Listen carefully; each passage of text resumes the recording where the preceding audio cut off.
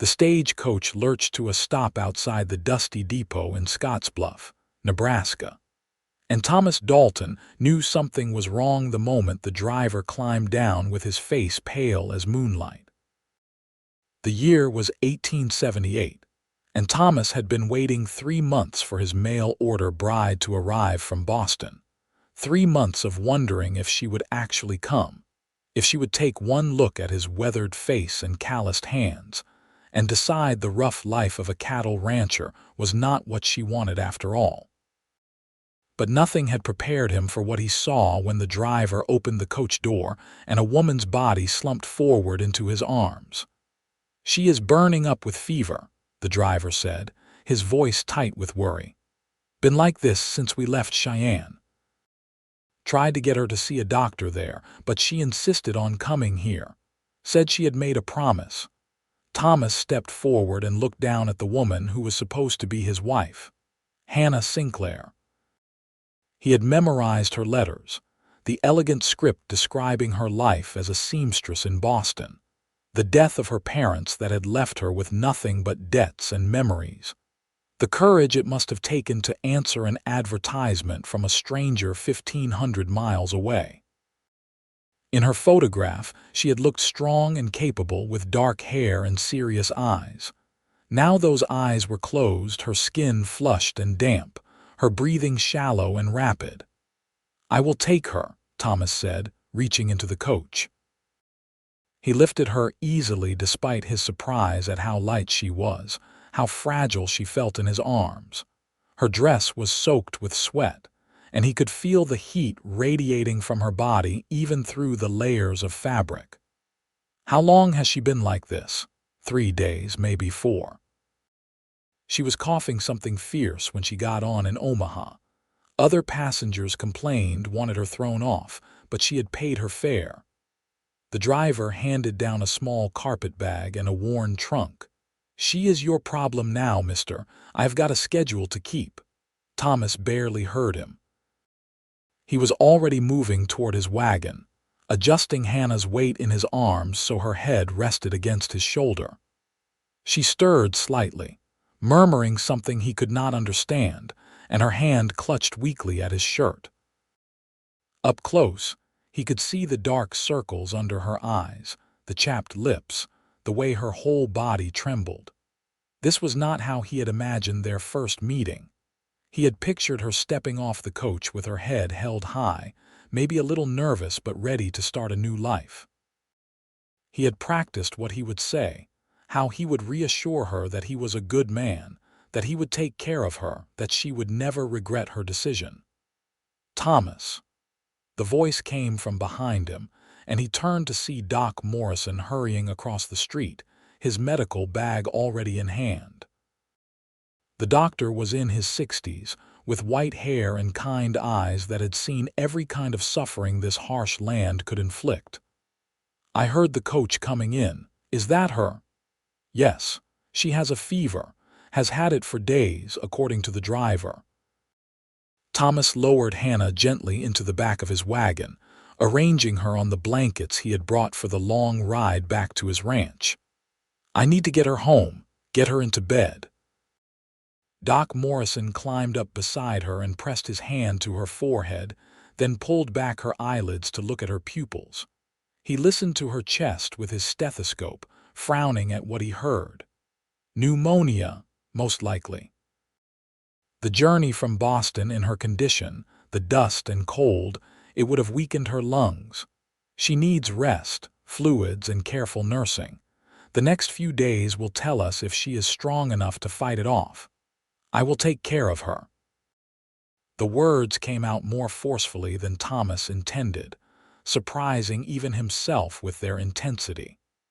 He barely knew this woman, had never even spoken to her, yet the thought of losing her now filled him with an unexpected dread.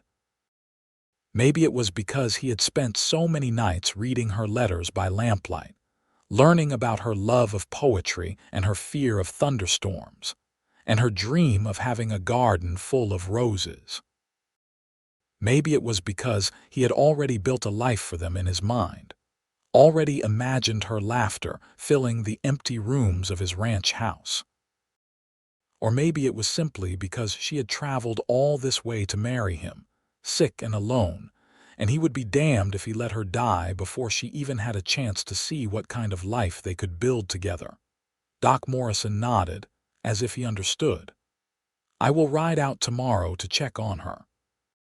Keep her cool if the fever spikes, warm if she gets chills. Try to get her to drink water or broth, even if it is just a few sips. And Thomas, do not expect too much too soon. Even if she recovers, she will be weak for weeks. Thomas climbed onto the wagon seat and took up the reins. The ride back to his ranch was 7 miles. 7 miles of rutted road that would jostle Hannah with every bump and turn. He drove as carefully as he could, keeping the horses to a steady walk, glancing back every few minutes to make sure she had not rolled off the blankets. The afternoon sun beat down mercilessly, and he stopped twice to wet a cloth from his canteen and lay it across her forehead. Each time, she opened her eyes briefly, looking at him with such confusion and fever-bright intensity that his heart clenched in his chest. "Where am I?" She whispered the second time, her voice hoarse and barely audible. "You are safe," he told her, and he was surprised by how gentle his own voice sounded. Thomas Dalton was not a gentle man. He had spent 15 years working cattle, fighting drought and disease and rustlers, building his ranch from nothing into one of the most successful operations in the Nebraska territory. He was 33 years old and looked older, with lines carved deep around his eyes from squinting into the sun, and a scar across his jaw from a horse kick that had nearly killed him. Men respected him or feared him, but none would call him gentle. Yet here he was, speaking softly to a woman he had never met, feeling something shift inside his chest that he could not quite name. "You are going home." Her lips moved as if she wanted to say something more, but then her eyes closed again and she drifted back into fevered sleep. Thomas turned back to the road and urged the horses on a little faster, suddenly desperate to get her somewhere comfortable, somewhere he could actually help her instead of just watching her suffer. The ranch house came into view as the sun began to sink toward the horizon, casting long shadows across the prairie. It was a solid structure, built from timber he had hauled from the mountains and stone he had pulled from the earth with his own hands. 2 stories, with a wide porch and real glass windows, not the oiled paper so many settlers made do with. He had a barn and a bunkhouse for his hired men, corrals for the horses, and grazing land that stretched as far as the eye could see. He had built all of this with the dream that someday he would have a family to share it with, someone who would make the lonely nights and hard work feel worthwhile. Now that someone was here, and she might not survive the night. Thomas pulled the wagon up to the front porch and jumped down, moving quickly to lift Hannah out of the back. She felt even lighter than before, as if the fever was burning away her strength with every passing hour. He carried her through the front door and up the stairs to the bedroom he had prepared, the room that was supposed to be theirs together. The bed was covered with a quilt his mother had made before she died, the only soft thing he owned. He laid Hannah down on it as carefully as he could, then stood back, suddenly uncertain what to do next. He had nursed sick cattle through the winter, had set broken bones for his ranch hands, had even delivered a foal once when the mare was struggling. But this was different. This was a woman, his intended wife, and she was so obviously ill that his hands trembled as he pulled off her dusty traveling boots and loosened the high collar of her dress to help her breathe easier. Her hair had come loose from its pins during the journey, spilling across the pillow in dark, damp waves. He could see now that she was younger than he had expected, probably not more than 22 or 23, with delicate features and long lashes that cast shadows on her flushed cheeks. She was beautiful, he realized with a start. Even sick and unconscious, even with her face drawn and pale beneath the fever's flush, she was the most beautiful thing he had ever seen. Thomas shook himself and went back downstairs to pump water from the well. He filled a basin and grabbed clean cloths, then returned to the bedroom and set about trying to break the fever. He bathed her face and neck and hands, changing the water when it grew warm, replacing the cloths over and over. He managed to get her to swallow a few sips of water by lifting her head and pressing the cup gently to her lips. Most of it ran down her chin, but some went down her throat, and he counted that as a victory. As the night deepened, he pulled a chair beside the bed and settled in to watch over her. The house was quiet except for the sound of her labored breathing and the occasional creak of the floorboards as the wood cooled. Through the window, he could see stars beginning to appear in the darkening sky, countless and brilliant in a way they never were back east where she came from. He wondered if she would like it here, if she would find beauty in the endless prairie and the big sky, or if she would feel trapped by the isolation and emptiness. He wondered if he would ever get the chance to find out. "Please," he said softly, not sure if he was talking to her or to God or just to the empty air. "Please fight. Please stay." Hannah stirred, turning her head on the pillow, and her lips moved as if she were speaking to someone in her dreams. Thomas leaned closer, straining to hear. "Mother," she breathed. "I am sorry. I tried so hard." His throat tightened. He remembered from her letters that her mother had died just 6 months ago after a long illness that had consumed all of Hannah's savings and left her destitute. Her father had passed 2 years before that, also from pneumonia, the same disease that was now trying to claim her.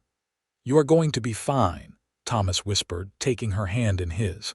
It was small and soft, a lady's hand, nothing like his own rough and scarred palms. "I promise you, Hannah.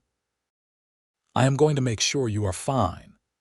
He sat with her all through that first night, dozing in the chair and waking every time her breathing changed or she cried out in her fevered dreams. When dawn finally broke, painting the sky in shades of gold and pink, he was exhausted but relieved to see that she was still alive, still fighting. Her fever had not broken, but it had not worsened either, and he took that as a good sign. Doc Morrison arrived mid-morning, riding up on his old bay mare with his medical bag strapped behind the saddle. He examined Hannah thoroughly, listening to her lungs again and checking her pulse and the color of her fingernails. "The pneumonia is in both lungs," he said finally, his expression grave. "But she is young and she made it this far, which means she is a fighter. Keep doing what you are doing. Cool cloths for the fever, water, or broth whenever you can get her to take it. If she starts coughing up blood or turns blue around the lips, send for me immediately." "What else can I do?" Thomas asked. He felt helpless, useless, as if all his strength and skill meant nothing in the face of this invisible enemy. "Talk to her," Doc Morrison said, surprising him. "Even when she seems unconscious, she might be able to hear you. Let her know she is not alone. Sometimes that makes all the difference." After the doctor left, Thomas went back upstairs and resumed his vigil. He talked to Hannah as he had been told, though it felt strange at first. He told her about the ranch, about the 100 head of cattle he ran and the horses he was breeding. He told her about the garden plot he had cleared near the house, ready for her to plant whatever she wanted.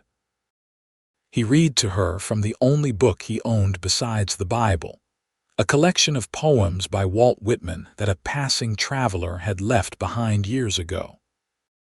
He had never understood poetry before, but Hannah had mentioned in one of her letters that she loved it, so he stumbled through the verses, hoping the sound of his voice would reach her wherever she was lost in the fever. The second night was worse than the first. Hannah's fever spiked as the temperature dropped outside, and she thrashed in the bed, fighting invisible demons. Thomas held her down gently so she would not hurt herself, murmuring reassurances even though he did not know if she could hear him. She called out for her mother again, and for someone named Elizabeth who he guessed might be a sister or a friend. She cried, tears leaking from beneath her closed eyelids, and the sight of them made something crack open inside Thomas's chest. "I am here," he told her, over and over. "You are not alone. I am right here." Near midnight, she opened her eyes and looked directly at him. For a moment he thought the fever had broken, but then she spoke and he realized she was still delirious. "Are you an angel?" she asked, her voice thin and wondering. "Have I died?" "No," he said firmly, squeezing her hand. "You are alive and you are going to stay that way." "I was supposed to get married," she said, and a tear rolled down her temple into her hair. "I was supposed to marry a cowboy in Nebraska, but I got sick. I ruined everything." "You did not ruin anything." Thomas reached out and wiped the tear away with his thumb, the gesture surprisingly intimate. "I am Thomas, Thomas Dalton. I am the cowboy you came to marry, and you are exactly where you are supposed to be." She stared at him for a long moment, her eyes unfocused and glassy. "You are real. I am real. You are not going to send me away, even though I am sick." The question hit him harder than he expected. "Never," he said, and he meant it with every fiber of his being. "You are mine now, Hannah. I take care of what is mine." She smiled then, just a small curve of her lips, but it was the first time he had seen any expression on her face besides pain and confusion. Then her eyes closed again and she slipped back into restless sleep. On the third day, Thomas's ranch hands began to worry. His foreman, a gruff man named Pete Whitaker, came to the house to check on him and found Thomas unshaven and hollow-eyed, still sitting beside Hannah's bed. "Boss, you need to sleep," Pete said bluntly. "You are no good to her if you collapse. I am fine." "You are not fine. You look like death warmed over." Pete crossed his arms. "Let me sit with her for a few hours. Go downstairs, eat something, get some rest. I will call you if anything changes." Thomas wanted to refuse, but he knew Pete was right. He was exhausted, and his judgment was starting to blur from lack of sleep. Reluctantly, he stood and stretched his stiff muscles, then headed downstairs.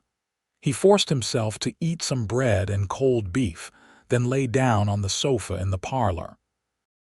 He intended to rest for just an hour, but the moment he closed his eyes, he fell into a deep, dreamless sleep. He woke to Pete shaking his shoulder. Boss, wake up." Thomas jerked upright, his heart pounding. "What is it? Is she worse?" "No." Pete's weathered face split into a rare grin. "Her fever broke. She is asking for water." Thomas took the stairs 3 at a time, nearly tripping in his haste.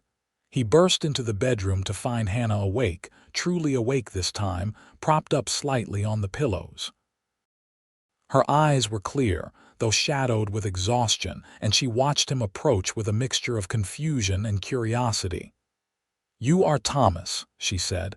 It was not a question, but he nodded anyway. "I remember you from the fever. You took care of me." "I did."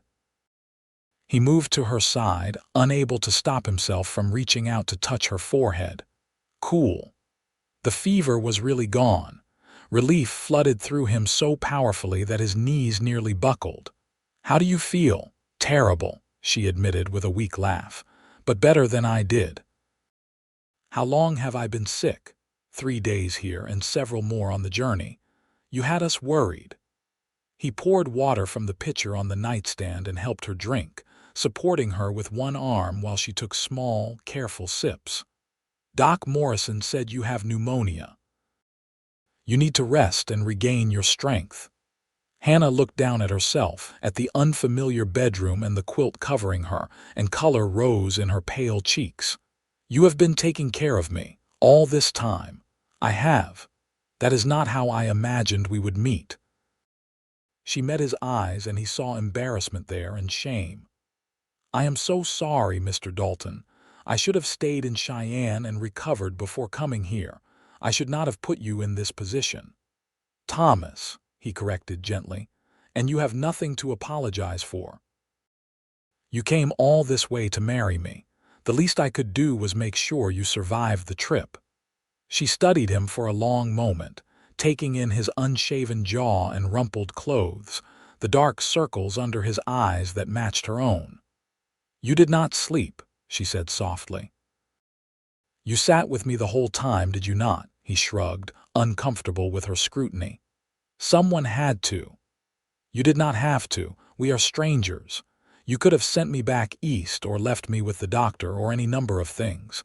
But you brought me to your home and cared for me yourself." Her voice wavered slightly. "Why?" Thomas considered the question. He could tell her it was just the decent thing to do, that any man would have done the same. But that would be a lie, and he had a feeling Hannah Sinclair deserved better than lies.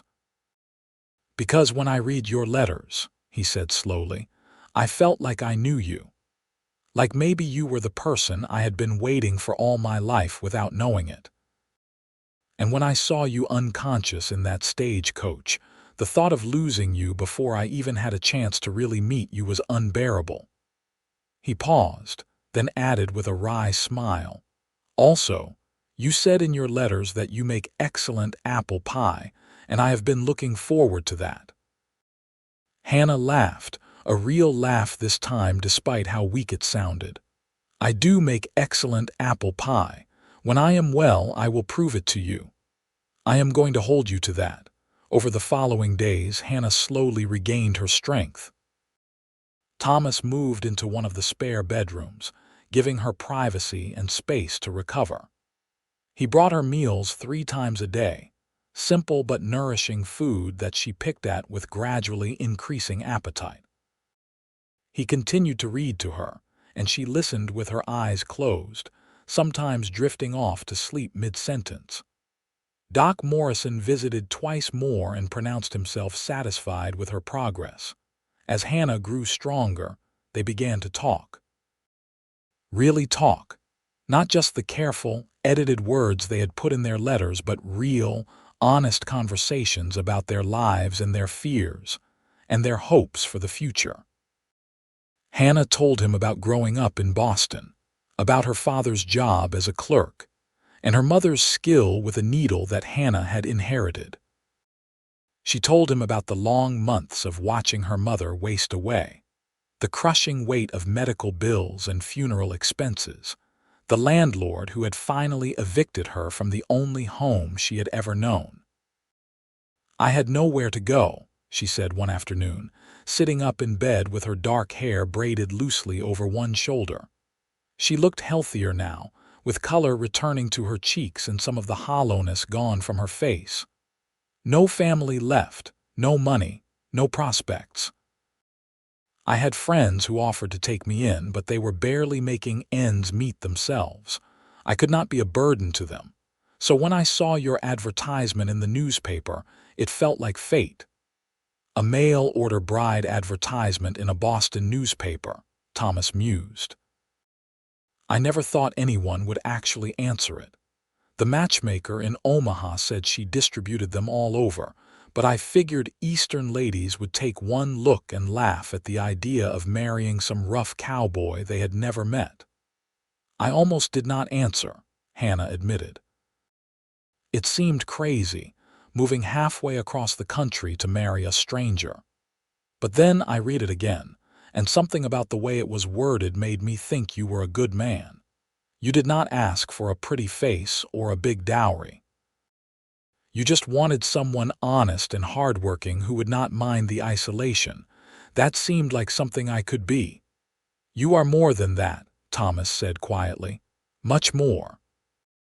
Their eyes met, and something passed between them, a connection that had been building since that first moment when he lifted her unconscious body from the stagecoach. Hannah looked away first, her cheeks flushing, and Thomas stood abruptly. "I should let you rest," he said, even though neither of them looked tired. "I have work to do in the barn." But he found himself inventing excuses to check on her throughout the day, bringing her fresh water she did not need or asking if she was too warm or too cold. And Hannah, for her part, always seemed happy to see him, her face lighting up whenever he appeared in the doorway. 2 weeks after her arrival, Hannah was well enough to come downstairs. Thomas helped her, supporting her weight as they descended the steps slowly. She was still weak, still easily tired, but the worst was clearly past. He settled her in the parlor on the most comfortable chair he owned, with blankets and pillows piled around her. "This is a beautiful home," she said, looking around at the sturdy furniture and the stone fireplace, the curtains that clearly needed a woman's touch and the bare walls that could use some decoration. "You built it yourself, most of it." "Had help with the roof and the second floor, but the rest I did alone." He felt an unfamiliar pride at her approval. "I started it 5 years ago when the ranch was doing well enough that I could afford the materials. Always planned to fill it with a family someday." "It feels lonely," Hannah said softly. "A house this big with just you in it." "It was," Thomas agreed. "Maybe it will not be any more." She looked at him, and he saw understanding in her eyes and something else, something warm and promising that made his heart beat faster. That night, Thomas cooked dinner for both of them, a simple meal of steak and potatoes and canned beans. They ate at the kitchen table, and Hannah insisted on helping with the dishes despite his protests that she should be resting. "I am not an invalid," she said firmly, pumping water into the wash basin. "And I am tired of lying in bed. Let me do something useful. You nearly died 2 weeks ago. But I did not die, thanks to you." She looked at him over her shoulder, her expression serious. "I owe you my life, Thomas." "You do not owe me anything. I did what anyone would have done." "We both know that is not true." Hannah turned to face him fully, drying her hands on a towel. "Most men would have sent me back east as soon as they saw how sick I was. Some might have refused to take responsibility for me at all. But you carried me home and sat with me for days, barely sleeping, making sure I survived. You have been nothing but kind and patient and gentle, even though I am sure this is not what you expected when you sent for a bride." She took a shaky breath. "I know we barely know each other. I know we were supposed to have time to court properly before deciding if we actually wanted to marry. But I want you to know that I am grateful for everything. And if you still want me as your wife, even after everything that has happened, I would be honored." Thomas stared at her, his throat tight with emotion. In the lamplight, with her dark hair loose around her shoulders and her eyes shining with sincerity, she took his breath away. "Hannah," he said hoarsely, "I have wanted you as my wife since the moment I read your first letter. Finding you sick did not change that. If anything, it made me more certain. I have seen you at your weakest, and you were still strong, still brave. You made it all the way here despite being deathly ill because you gave your word that you would come. That kind of courage, that kind of integrity, it is rare. So yes, I still want you as my wife, whenever you are ready." "I am ready now," Hannah said simply. They were married 3 days later in the parlor of the ranch house, with Doc Morrison and Pete Whitaker and a few of the other ranch hands standing as witnesses. The circuit preacher happened to be passing through Scottsbluff, and Thomas convinced him to make the trip out to the ranch. Hannah wore a simple blue dress she had brought from Boston, and Thomas wore his one good suit that still smelled faintly of cedar from the trunk where he had stored it. The ceremony was brief and simple, just the exchange of vows and rings, but when Thomas kissed his bride for the first time, he felt something shift and settle in his chest, like a piece of himself he had not known was missing had finally clicked into place. That night, they lay beside each other in the big bed under his mother's quilt, and Thomas held Hannah in his arms, marveling at how right it felt. They did not consummate the marriage, not yet. Hannah was still recovering, still regaining her strength, and Thomas was content to wait. Instead, they talked in the darkness, sharing stories and secrets and dreams. "I was so scared," Hannah confessed, her head resting on his shoulder. "On the stagecoach, when I realized how sick I was getting, I thought I was going to die before I ever reached you. I thought I was going to die alone, and no one would even know to tell you what happened. You would just think I had changed my mind, that I had abandoned you." "I am glad you were wrong," Thomas murmured into her hair. "I am glad you made it. So am I." They fell asleep like that, wrapped in each other's arms, and for the first time in years, Thomas's dreams were peaceful. Hannah recovered slowly but steadily over the following weeks. She began taking over the household tasks, cooking and cleaning and mending, bringing a warmth and order to the ranch house that it had never had before. She proved to be an excellent cook, just as she had promised, and the apple pie she finally baked for Thomas was so good that he ate half of it in one sitting and made himself sick. She laughed at him, but kindly, and made him peppermint tea to settle his stomach. She also proved to be tougher than he had expected. Ranch life was hard, especially for someone who had grown up in a city, but Hannah adapted quickly. She learned to pump water from the well without complaining about how heavy the buckets were. She learned to tend the vegetable garden, coaxing life from the stubborn prairie soil. She learned to recognize the sound of coyotes at night and the warning rattle of a snake in the grass.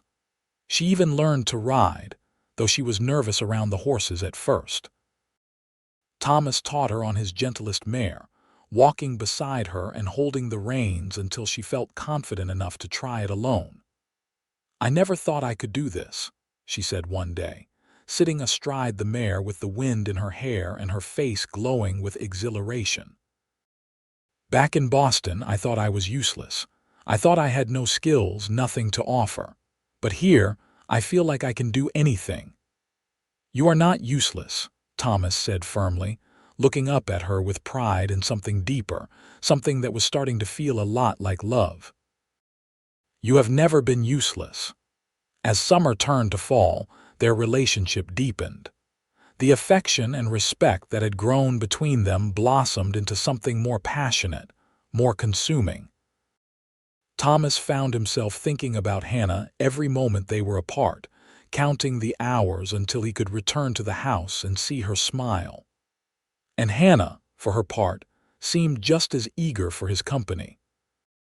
She would meet him at the door when he came in from working the cattle, standing on her toes to kiss him. She would sit close to him at dinner, their knees touching under the table. At night, they would lie together in the big bed, and Thomas would trace patterns on her skin while she sighed contentedly. They consummated their marriage on a crisp October evening, with the first frost of the season glittering on the grass outside. It was sweet and tender and a little awkward, both of them inexperienced but eager to learn. Afterwards, Hannah lay in Thomas's arms with tears on her cheeks, and when he asked worriedly if he had hurt her, she shook her head. "I am just happy," she whispered. "Happier than I ever thought I could be. 6 months ago I was alone and hopeless, and now I have you. I have this life. It feels like a miracle." "You are my miracle," Thomas told her, and he meant it with every fiber of his being. Winter came hard and early that year, with blizzards that piled snow 6 feet deep and temperatures that dropped so low the cattle huddled together for warmth. Thomas worked long, brutal hours keeping the herd alive, riding out in whiteout conditions to check on them, breaking ice on the water troughs, hauling hay to the farthest pastures. He came home each night exhausted and half frozen, and Hannah would be waiting with hot food and a warm fire and gentle hands that rubbed feeling back into his numb fingers. "You do too much," she scolded him one particularly bad night when he had been caught in a storm and nearly lost his way back to the house. "You are going to kill yourself out there." "The cattle are my livelihood," he said, too tired to argue properly. "Our livelihood. If I lose them, we lose everything." "If I lose you, I lose everything," Hannah shot back, her eyes bright with tears. "The cattle can be replaced. You cannot." Thomas pulled her into his arms, humbled by her concern, by the realization that someone actually cared whether he came home safe. He had been alone for so long, responsible only for himself, that he had forgotten what it was like to matter to another person. "I will be more careful," he promised. "I will always come home to you." And he did. Through the long, hard winter, he always found his way home, and Hannah was always waiting. Spring arrived in a rush of green grass and wildflowers, and with it came news that Hannah was pregnant. She told Thomas one morning at breakfast, her hands folded nervously in her lap, watching his face for his reaction. "Are you sure?" he asked, hardly daring to believe it. "I am sure. I have missed 2 cycles, and I have been sick every morning for a week, and my breasts are tender." She blushed at the intimate detail. "I think it happened during the winter." Thomas got up and crossed to her side of the table, kneeling beside her chair. He took her hands in his and kissed them, overcome with emotion. "A baby," he said wonderingly. "We are going to have a baby. Are you happy?" Hannah asked, and he heard the uncertainty in her voice, the fear that maybe he was not ready, that maybe this was too soon. "Happy does not begin to cover it," he told her honestly. "I am thrilled, terrified but thrilled." Hannah laughed, the tension draining from her shoulders. "I am terrified too. I do not know the first thing about being a mother. Then we will learn together." The pregnancy was not easy. Hannah suffered from terrible morning sickness that lasted well into the afternoon, and she was exhausted constantly. Thomas took over more of the household chores, insisting that she rest as much as possible. Doc Morrison visited regularly, monitoring her health with the same careful attention he had shown when she had pneumonia. "She is strong," he assured Thomas, "and the baby seems healthy. Just make sure she eats well and does not overexert herself." As Hannah's belly grew, Thomas found himself even more protective of her than he had been when she was sick.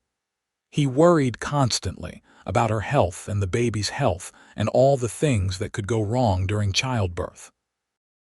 He had seen too many women die trying to bring new life into the world, too many babies buried in tiny coffins. The thought of losing Hannah now, after everything they had been through, after falling so completely in love with her, was unbearable. "Stop worrying," Hannah told him one evening, taking his hand and placing it on her swollen stomach. "Feel that the baby is strong, I am strong. We are both going to be fine." Under his palm, Thomas felt a distinct kick and his breath caught in wonder. "That is our child," he said, awed. "That is our baby in there, growing and alive." "Yes," Hannah said softly, covering his hand with her own. "Our baby, the first of many, I hope." "Many?" Thomas raised an eyebrow. "How many are we talking about here?" "Oh, I do not know, 4 or 5, maybe 6, she grinned at his expression. "I always wanted a big family. Being an only child was lonely." 6 children, Thomas repeated faintly. "You are going to kill me." "But what a way to go," Hannah teased, and he laughed and kissed her, marveling at how easy it was to laugh with her, how much joy she had brought into his life. Hannah went into labor on a warm day in late September, almost exactly 1 year after they had been married. Thomas sent Pete racing into Scottsbluff to fetch Doc Morrison while he stayed with Hannah, holding her hand and trying not to panic as the contractions grew stronger and closer together. It was a long, difficult labor that stretched through the afternoon and into the night.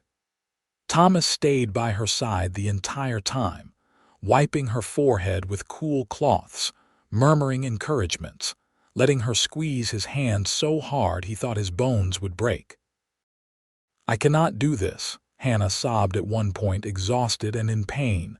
"I cannot, Thomas. It hurts too much." "Yes, you can," he told her fiercely. "You are the strongest person I know. You survived pneumonia. You survived a journey halfway across the country while deathly ill. You can survive this. Just a little longer, Hannah. Just hold on a little longer." And she did. Just before dawn, with the first light of morning breaking through the bedroom window, Hannah gave one final, agonized push, and their son came into the world. He was small and red and squalling, his tiny fists waving in the air, and he was the most beautiful thing Thomas had ever seen besides his mother. "A boy," Doc Morrison announced, placing the baby on Hannah's chest. "A healthy baby boy." Hannah cradled their son with trembling hands, tears streaming down her face. "He is perfect," she whispered. "Thomas, look at him. He is perfect." Thomas could not speak. He just stood there, looking down at his wife and his son, at this family he had somehow been blessed with, and felt his heart swell so large it was almost painful. He reached out and gently touched the baby's tiny hand, and the infant's fingers wrapped around his thumb with surprising strength. "What should we name him?" Hannah asked, looking up at Thomas with exhausted, joyful eyes. They named him William after Hannah's father, with the middle name James after Thomas's own father who had died when Thomas was just a boy. William James Dalton. Billy, they called him, once he grew big enough that the formal name seemed too large for such a small person. Fatherhood changed Thomas in ways he had not expected. He had always been a hard worker, but now he worked harder, driven by the need to provide for his growing family. He expanded the ranch, buying more land and more cattle, hiring additional ranch hands. He was building something that would last, something he could pass down to his son and maybe to the other children Hannah wanted. But he also learned to be softer, gentler. He would come in from a long day of work and take Billy from Hannah's arms, walking the floor with the baby while she rested. He sang to his son, old cowboy songs his own father had taught him, his rough voice surprisingly soothing. He changed diapers and gave baths and stayed up through countless sleepless nights when Billy was teething or sick with colic. "You are a good father," Hannah told him one night, watching him rock Billy to sleep. "Better than I ever imagined." "I am trying," Thomas said simply. "That is all I know how to do." The years passed in a blur of hard work and simple joys. Billy grew into a curious, energetic toddler who followed Thomas everywhere, his small boots clomping after his father's long strides. Hannah's garden flourished, roses and vegetables and herbs growing in neat rows. The ranch prospered, becoming one of the most successful in the territory, and their family grew. A daughter arrived 2 years after Billy, a dark-haired beauty they named Sarah Elizabeth, after Hannah's mother. Then another son, Robert, sturdy and quiet. Then twin daughters, Emma and Lily, who were as different as night and day despite looking identical, 5 children in 7 years. Thomas sometimes felt like he was drowning in diapers and noise and chaos, but he would not have traded it for anything in the world.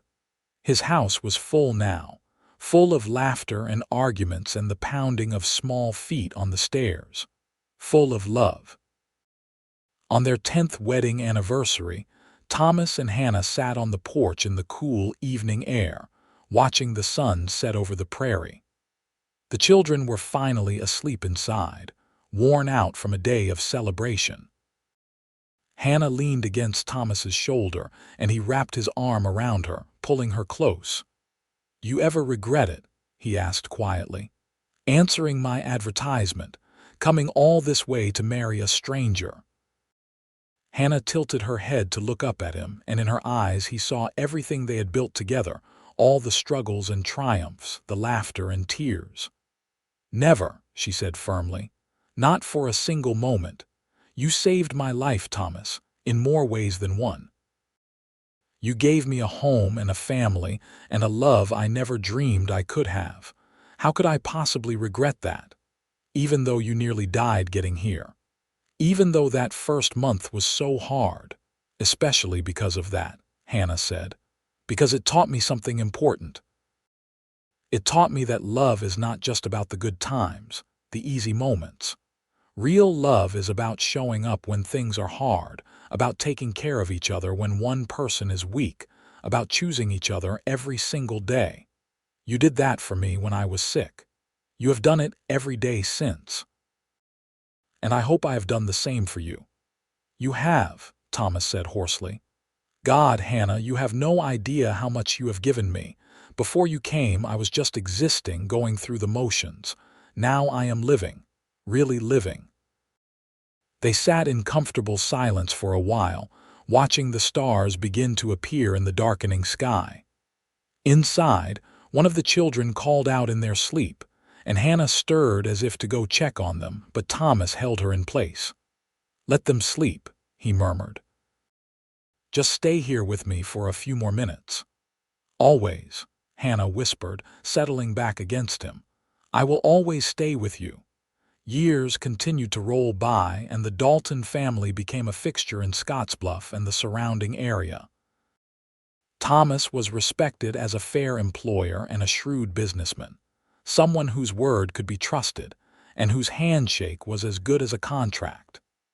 Hannah became known for her kindness and her skill as a seamstress, often helping other women in the community make wedding dresses or mend clothes. Their children grew tall and strong, each inheriting their parents' determination and work ethic. Billy, their eldest, showed a natural talent for working with cattle and announced at 16 that he wanted to take over the ranch someday. Sarah became a teacher, opening a small school on the ranch for the children of the hired hands. Robert discovered a love of horses and started breeding them, expanding that part of the ranch's business. The twins, Emma and Lily, were still young but already showing distinct personalities. Emma dreamy and artistic while Lily was practical and sharp as a tack.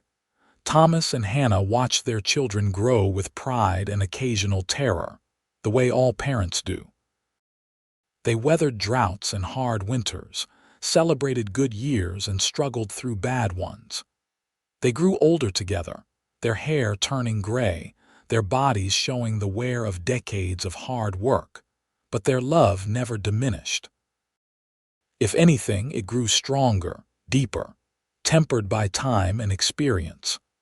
On a warm spring morning, 25 years after Hannah had first arrived in Scottsbluff barely alive, Thomas found her in her garden, tending to her roses. She was 50 years old now, her dark hair streaked with silver, her face lined with wrinkles from years of sun and smiles. She was still the most beautiful thing he had ever seen. There you are, he said, and she looked up with a smile that still made his heart skip a beat. Here I am, she agreed. Were you looking for me? Always, he said, and it was true. After all these years, he still sought her out whenever they were apart, still felt that same pull toward her that he had felt from the very beginning. He sat down on the bench beside the rose bushes and patted the spot next to him. Come, sit with me for a minute. Hannah set down her gardening tools and joined him, taking his hand in hers as naturally as breathing. Their fingers laced together, his rough and scarred from decades of ranch work, hers also calloused now from the endless labor of running a household and tending her garden. You remember the day we met? Thomas asked. Of course I do. How could I forget? I was delirious with fever, barely conscious, and you carried me home like I weighed nothing at all. Hannah squeezed his hand. You looked like a hero from one of those dime novels, all broad shoulders and determined jaw. I thought I was hallucinating. I was terrified, Thomas admitted. I had been so excited to meet you, and instead I was watching you die. I felt so helpless. But you were not helpless. You saved me. You refused to let me give up. Hannah leaned her head on his shoulder, just as she had done 1,000 times before. Sometimes I think about what would have happened if you had been a different kind of man. If you had seen me sick and decided it was too much trouble. I would have died, Thomas, or at best been sent back east to die alone. That was never going to happen, Thomas said firmly. From the moment I saw you, you were mine to protect. I knew it here. He placed his free hand over his heart. I have loved you from that very first day, even when I did not know it yet. I love you too, Hannah said softly, more than I ever thought it was possible to love another person. You have given me such a good life, Thomas, such a beautiful life. They sat together in the garden as the morning sun climbed higher in the sky, warming their faces. Around them, roses bloomed in every color, pink and red and white and yellow, the result of 25 years of careful tending. In the distance, they could hear the sounds of the ranch, cattle lowing and horses nickering, and the shouts of the ranch hands as they went about their work. Closer by, they could hear their children, voices raised in laughter or argument, the next generation carrying on the legacy Thomas and Hannah had built together. We did well, Thomas said, gesturing to encompass everything around them, the thriving ranch and the blooming garden and the family they had created. Did we not? We did better than well, Hannah agreed. We did wonderfully. And they had. Against all odds, despite the hardship and the struggle, and the fact that they had started as strangers brought together by nothing more than a newspaper advertisement and a desperate hope for something better, they had built a life worth living. They had found love in the most unlikely of circumstances, and they had nurtured it and protected it and watched it grow into something strong and lasting. Years later, when Thomas and Hannah were old and gray and surrounded by children and grandchildren, they would still tell the story of how they met. How Hannah had arrived in Scottsbluff more dead than alive. How Thomas had carried her home and refused to let her go. How love had grown from the seeds of compassion and determination. It became a family legend, passed down through generations. A reminder that sometimes the best things in life come from the hardest beginnings. Thomas lived to see his 85th year, finally succumbing to heart failure on a cold winter morning with Hannah holding his hand. She followed him 6 months later, dying peacefully in her sleep in the big bed they had shared for more than half a century. They were buried side by side in the family cemetery on a hill overlooking the ranch, their graves marked by simple headstones that read Thomas Dalton, beloved husband and father, and Hannah Dalton, beloved wife and mother. But their story did not end there.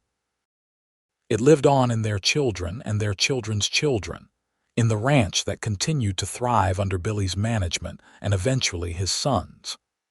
It lived on in the roses that still bloomed in Hannah's garden every spring, carefully tended by the women of the family. It lived on in the values they had instilled, the lessons they had taught about hard work and compassion, and the power of choosing love even when it would be easier to give up. In the wild, unforgiving landscape of the Nebraska prairie in the late 1800s, Thomas and Hannah Dalton had carved out something precious and rare. They had found love where none should have existed, had built a family from the ashes of loss and loneliness, had created a legacy that would endure long after they were gone. Their story was not unique in the broad strokes.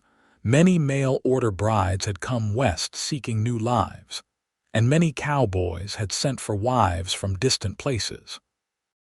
But in the details, in the specific moments of tenderness and struggle and triumph that made up their years together, their story was entirely their own. And it all began with a sick woman stumbling from a stagecoach, and a cowboy who refused to let her die, who carried her home and healed her and loved her for the rest of their days.